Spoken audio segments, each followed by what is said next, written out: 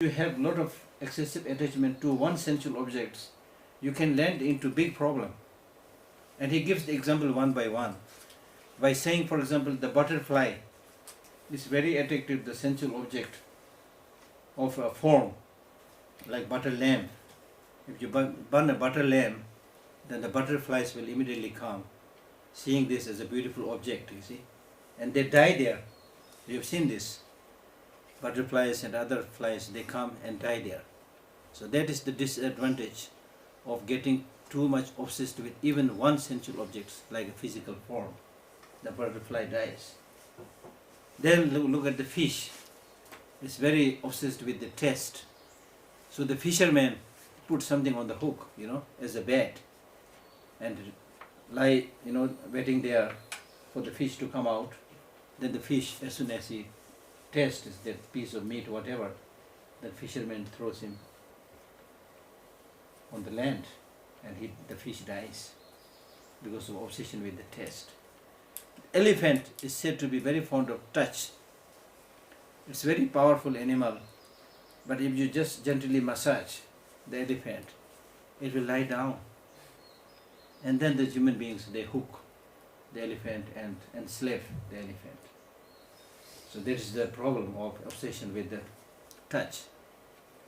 Then smell, with the house flies. Wherever there is a dirt, smelly dirt everywhere, they just, hundreds of them go there and their feet stuck there and die. We have seen this. That's the disadvantage of being obsessed with smell. And then the sound. It is said that some wild animals like deer, they are very attracted towards songs, beautiful, singing or musics. So the hunters, they play some beautiful music, and then the hares come with raised ears, and then they get entrapped and killed. So even if you are attracted or obsessed with one sensual object, these are the examples how much trouble you can get into. So now look at us human beings. We are obsessed with all the 5 sensual objects. We are obsessed with all the 5 sensual objects. And as soon as I read this teaching, I was able to relate it to the malls, big malls today. If you visit a big mall, you will clearly be able to see, and with a little bit of exaggeration maybe, but you will be able to see that exactly. If the mall has, say, 5 floors, then the ground floor is fragrance. And most of the big malls, you have 1 floor for fragrance of all kinds, made from this flower, that flower, So we go there, spend a lot of money. Move to the next floor. Oh, you already spent a lot of money and time there, okay? Now move to the next floor. Next floor, let us say, is restaurants. The malls have that. I'm not exaggerating. The malls have that. Japanese food, Chinese food, Israeli food, whatever, so many different. So you go there and taste. Although you can easily make much better food in your home, but still we are attracted to spend more money there, you see. You get entrapped. Go to the next floor. Clothes or body touch. Silk, cotton, whatever, handmade, whatever. You get the same problem there. Then move to the next floor. Form, television, where you can see all the forms. Flat screen television or whatever, the latest version. Then you get entrapped there also. Then go to the next floor. Sound, CDs, DVDs. You see? So this is actually, this malls, sometimes I think it's really the people who do business, they understand our weakness. So according to our weakness, they come up with whatever, we call it demand, people's demand. So according to people's demand, you come up with different shops. Demand actually means people's weakness. Okay? So this is the example. This is the example. So sometimes I even tell people that when you visit these big malls, you get some kind of sickness, which is called shopping coma. which is called shopping coma. A clear indication is when you reach in one of these big shops where everything is nicely arranged, you immediately become, enter into a state of coma, because they have arranged everything in such a way that there is, right at the entrance, there is a stack of baskets lying there, and the one who goes before you takes one basket and starts putting something from the shelf, and you cannot go without the basket. The situation is such, I should. You're not so sure what you're going to buy. Still, like a zombie, you pick up a basket, and you cannot go all around with a empty basket. You must put something. You see. So what to put? You're not so sure, and you walk few steps, and you see, buy 2, 1 free. Okay. Here is the trap. You see. Buy 2, 1 free. Oh, this is good. I may not need it, but I can give it to my friend. So in this way, you keep on buying so many things there. And then in addition to these traps lying there, you have another trap in your pocket, which is the plastic card. You are not sure how much money. For many people, you are not sure how much money you have. When you actually spend the real money, you understand how much you are spending, you see. But when you have plastic card, you have to pretend like any other people. I have a lot of money in this plastic card, so just draw it, take it, you see. So they take the money, give you the bill. And then after all this, when you reach your home and unpack the things you bought, then you come out from the coma, come back to your senses. Why the hell I bought all these things? Have you experienced something like that? You may not be in a coma, you are intelligent people. So it happens with people. So what I'm saying is really that we should always be careful what we really need and what we don't need. And people work so hard to get money, work like donkey, you see. And you cannot just waste your money like that, you see. So it's not how much you are earning, but how you are spending, how you are wasting your money. She agrees, you see. So that's the thing, you see. So therefore what I'm saying is we should really, in order to get that long-lasting peace and happiness, we should focus more within oneself. Not just the external material acquirement. Because these external material acquirements are expensive in one way, and secondly, they cannot be with you all the time. They cannot give you long-lasting peace and happiness. For example, if you are really, like some of the family members died, or you are feeling very low and miserable, the money helps you, or the food, take delicious food, will it help you? Or try to sing a song, of course you will not be able to sing, you see. So on those occasions, the only remedy is, if you think from within and change your attitude, immediately it can change. For example, if you are feeling very low, whatever be the reason, you feeling very low and sad because you are thinking only about yourself, only about this personal problem, personal tragedy, you are thinking only about that. But if you compare it to the sufferings of many others who are suffering much more than you, if you compare, then oh thank God, comparing to that person, I am much more lucky. You see? So it's how you think. According to Buddhist teaching, sometimes they say if somebody slapped you, they say, oh, he slapped me, but he did not hurt me. And so I'm thankful, he did not wound me. If he wound you, oh, I was just wounded, did not kill me, so I'm really lucky, So good ways of thinking, you see. Good ways of thinking. So with this thinking, you can change everything. So start appreciating, not only thinking about the bad things, but also think more about the good things that are there at your disposal. So that's important. So the purpose of all this spiritual practice is that you are able to maintain that tranquility and calmness and happiness.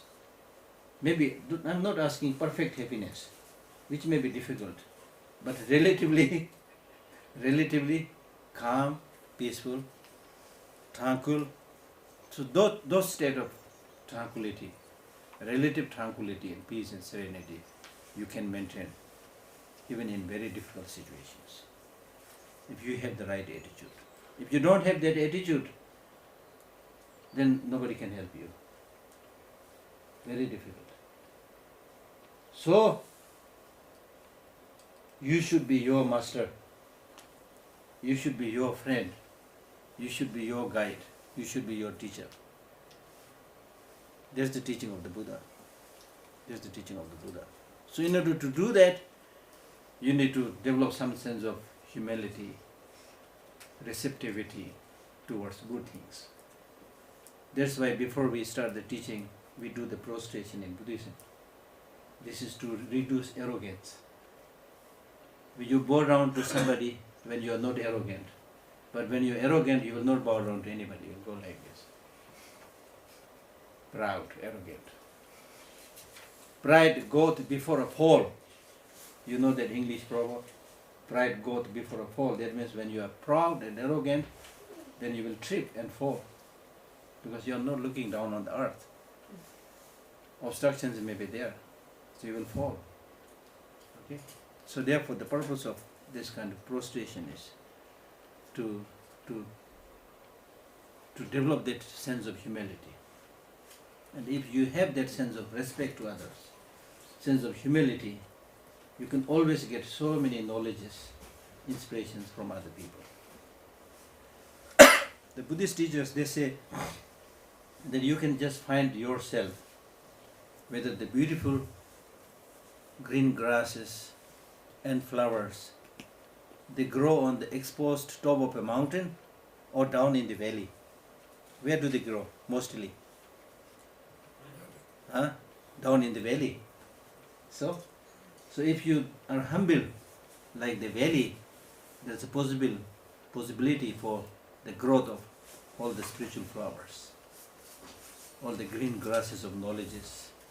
But if you act like an exposed top of a mountain, remain arrogant, like a puffed up balloon, if you put water on a puffed up balloon, the water will not stay, it will fall. So if you remain like a puffed up balloon, inflated, knowledge will not stick, because you already think, you may not have it, but you are thinking that I am somebody, I know almost everything. You see? So this false sense of pride, arrogance, hampers you gaining good inspirations, good knowledges. So therefore we bow down. Bow down to whom? The purpose I've already explained. Bow down to the great teachers. We bow down to the great teachers, not saying that this great teacher will solve all my problem, but we're simply saying that I want to follow you, your good inspiration, your good examples. So therefore in Buddhist temples we have Buddha's images. Once I had one Israeli friend who came to Dharamsala, who was very interested in Buddhism. He was not a Buddhist, but very interested in Buddhism. So I taught her a few days and she was like writing down everything. And one day she came to me and said, Geshe, I don't feel comfortable today. I said, what happened? And she said, this morning I went to the temple and everybody was bowing down to the image. I don't feel comfortable. It's not in their tradition, you see. So I said, so what? How can you explain this? I said, you feel comfortable because you are arrogant. I jokingly, I was answering, but I said, because we know each other very well by then. So I said, you don't feel comfortable bowing down to somebody because you are arrogant. So she said, can you explain? And I said, I'll explain. We are not saying that this image is Buddha. We are not that stupid. But what we are saying is this is a reminder of the great teacher. Then I asked her, when you travel around, do you carry the photos of your families? She said, yes. I said, you are stupid. these photos are not your real family members. She said, oh, no, I know that, but these are reminders. So I said, see, that's also reminder. Same, you see. So that's the idea. Okay? So that's the idea. Then also normally when the teacher sits on the throne, then he snaps his finger like this. He sits on the throne, then he snaps his finger. So that is also to show that when the teacher sits on the high throne, you are sitting down, I am sitting on the high throne. I might become very arrogant, thinking that, oh, these people listening to me, I am somebody, you know. So in order to reduce that arrogance, you snap the finger, just to remind you, don't get arrogant, everything is impermanent. Just like this. When we do the debating, in the monasteries, when you do the philosophical studies, we do a lot of debating, which you might have seen. So when we do the debate, we clap our hands like this. We have a rosary, we hold the rosary like this, and then we clap our hand. So the purpose of clapping the hand is that when you clap the hand, a sound is produced. This sound was possible because of clapping two hands, not just one hand. This hand you move like this, nothing will come. But when two hands are clapped, then a sound is produced. So this is to show that everything comes into being by depending on many causes, conditions, not just one cause, one condition, but many causes and conditions. Interdependent origination, interconnected reality, number one. Number two, when you clap the hand, sound is produced, but how long did this sound last? In a moment, in an instant, and then it disappeared.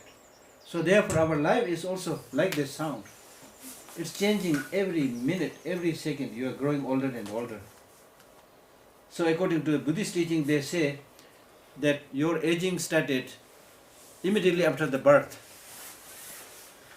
So it is wrong to think that you become, you've started aging when you are over 60 or something. No. You've started becoming older and aging right after the second moment. In fact, the first moment, the birth, itself is responsible. Itself is the cause for the aging. Itself is cause for the death. If you are not born, how can you die? So normally we like birth. We don't like death. But if you like birth so much, you need to understand who is responsible for the death. The birth. The birth itself. Okay? The birth itself. But we don't understand this. The Buddha spoke about these four sufferings of birth, of aging, of sickness, of death. Okay? Okay? But we don't pay much attention about the birth as suffering. So normally we say, happy birthday. The Buddha almost said, suffering birthday. And who is right, who is wrong, you can see, as I told you yesterday, right after the birth, the first thing that the child does is laughing or smiling or crying. If it is happy birthday, then he should be laughing. I came into this world, he should be doing something like this. But he came crying. By this I am not saying that you should stop celebrating birthday. That's probably on a different level. But all I am saying is we should understand the realities. This is how we originated or came into this world. So it's important to understand these realities. So that's why I was saying that all these Buddhist teachings are in accordance with the law of nature, in accordance with the reality.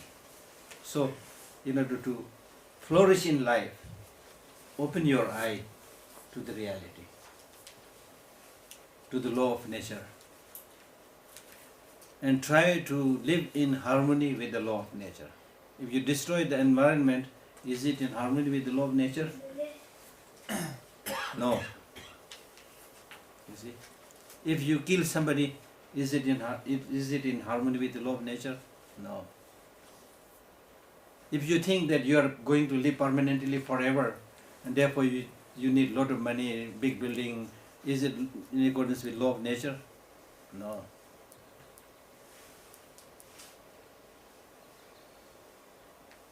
I mean, look at the birds. Did they construct some multi-story buildings? The birds, or the cows, or the animals, do they have multi-story buildings? Have you seen one?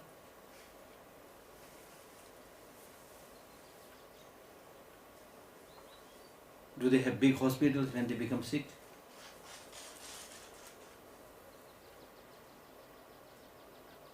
These are interesting questions, you know. So what I'm saying is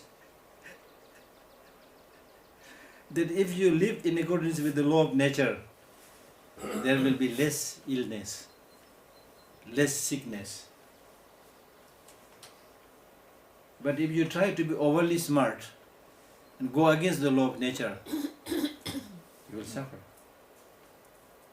Now look at those people living in big cities, you know. They live among millions of people but having no friend, because their own way of thinking, their own attitude, and also the way of the changing society. You see. So therefore living in harmony with the nature is extremely important, and that is what the Buddha taught. If you look at the name of the Buddha himself, the Buddha means the fully awakened one. The fully awakened one, who is widely awake. When we say the Buddha as somebody who is widely awake, it's also implying that the rest of us are not awake. We are sleeping. Of course you will say, no Geshe, I am not sleeping, I am listening to your teaching. But you are listening to my teaching with sleep. And then there are people who do sleepwalking. So in sleep also you do a lot of things, but in a confused way. So therefore we need this awakening, awareness. We need this cleanness and openness and innocence, like the little kids. They have some kind of purity. You've seen with small kids, you see this purity, that innocence, their openness, want to know everything. Just give them some small toys, some flowers, whatever. They will play it hours. They are able to appreciate it. They are able to appreciate the nature. But with the grown-up people, the so-called intelligent, grown-up, educated people, whatever is there at your disposal, you are not so happy. You know? So we need to return back a little bit to that purity of the child. And look at the small kids. When they have some disagreement, they fight for few seconds. After that, they play together. But with the grown-up people, if we dislike somebody, then it's your enemy. Day and night you think about how to eliminate this person. So what is taught in Buddhism is, never try to maintain that ill will and hatred. It's possible you have disagreement with people. And when there is a disagreement, try to solve it through dialogue, through negotiation. And that is what His Holiness Dalai Lama is not only teaching, but he's practicing for the last now more than 50 years. We have always been asking the Chinese government to discuss and solve the problem. And always discourage using any kind of violence. And that's why I believe that because of His Holiness's teaching, I can imagine easily how many lives of Tibetans or Chinese, thousands, probably millions, must have saved because of this approach, you see. It's not saying that there's no problem, there are problems, but because of the Tibetan approach. More than 138 Tibetans self-immolated themselves. They have the courage to kill themselves, but not killing any Chinese. You see? So these things are possible if you train your mind. And that will be an example. Not necessarily it will solve the Tibetan issue right now, because it's related to many things. But it will be an inspiration for many people. How to live through negotiation, through dialogue. Because human beings have this great intelligence. That great intelligence must be used for understanding, for dialogue, for negotiation. If you are to use only physical force, then why you need this intelligence? The animals who don't have much intelligence, then they are compelled to use their force, like the tigers and lions. They cannot calculate in the intelligent way, go to school, get training. So when they're hungry, they have to use their physical power and kill others. We are not animals, you see. So therefore, this mind training is for one's own personal happiness and for the happiness of all sentient beings is extremely, extremely, extremely important. Extremely, extremely important. So I'll start. 7-point mind training, written by Geshe Lhakdor. Homage to the great compassion. Homage to the great compassion. Everybody go to text.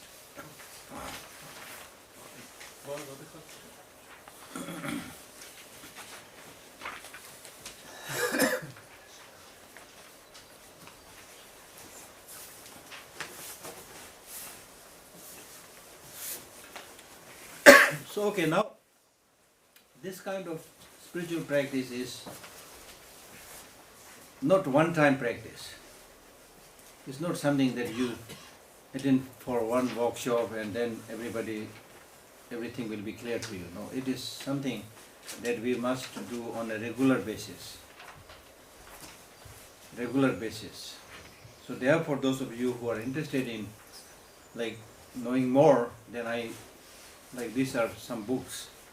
Mind Training Like the Rays of the Sun, which is published by my institute in Dharamsala. So this is a very good commentary. You can try to get that. Then this is Awakening the Mind, Enlightening the Heart. This is a commentary on the 7-point mind training by His Holiness Dalai Lama, which is now available also in my institute in the library. So I'm sure there are many, many other commentaries on the 7 points on mind training. So what I'm saying is, you make it a point, since now you are very lucky,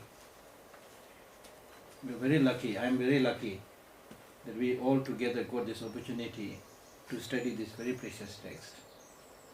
These teachings are born out of mind of those people who have been for several years thinking about what is the best for the peace and happiness of other sentient beings.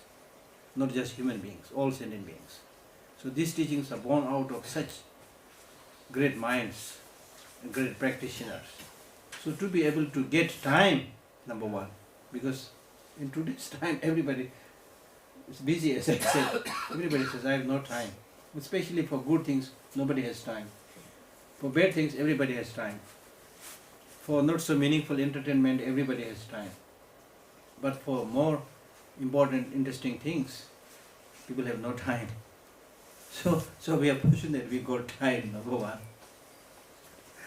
We are fortunate. And number two, to have access to such a teaching, even to be able to hear the name mind training is a privilege. And you will later on realize that when everything starts falling or failing around you, you will start appreciating this text. Trust me, that will happen. Okay? Because when everything fails, then the only thing left is to turn to yourself, and even if the situation is overwhelming, but the only thing left is smile. Smile and love. You've seen the beggars in India or elsewhere? Have you seen beggars? Normally the beggars, you will find the beggars singing and dancing and laughing. And In India. yeah, in India, some other places also, I'm sure. Not here? Okay, that may have to do with culture, but mostly I found that when you have nothing, then you come back to your real being. You become more like child, playful, even with small things you play. Okay? So therefore, when everything fails around you, then you will use whatever you have. So therefore, try to acquire these texts and read slowly and try to understand the meaning, and then more importantly, try to practice it, try to live it. Then you can see that peace and happiness coming to you. Okay, it's very important. Okay. So therefore, homage to great compassion.